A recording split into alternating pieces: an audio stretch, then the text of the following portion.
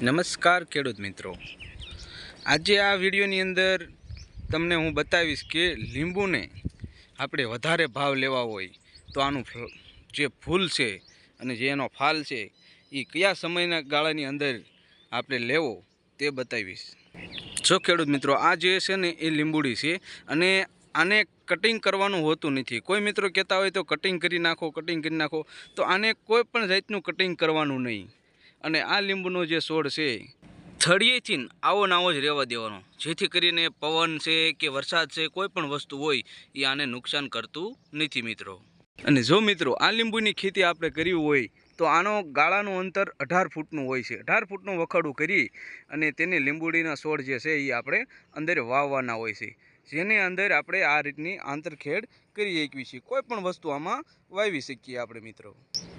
આ લીંબુનો છોડ છે મિત્રો, તો આને આપણે ચોમાસા દરમિયાન જે ચોમાસું પાણી મળે છે એ જ પાવાનું, કોઈ પણ જાતનું આમાં કાંઈ કરવાનું નથી મિત્રો।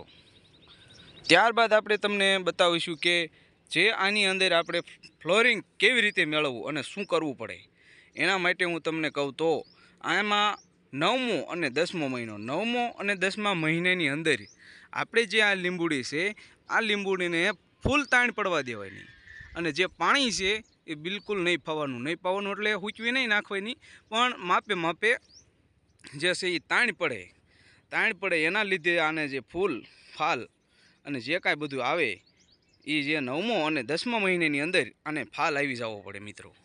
આ લીંબુની અંદર 10મા મહિનાની અંદર ફાલ આવશે તો તમારે સારામાં સારા ભાવ તમે મેળવી શકશો, અને લીંબુની અંદર તમે ઓછામાં ઓછા 1500થી 2000ના ભાવના લીંબુ ત્યારે તમે વેચી શકશો મિત્રો।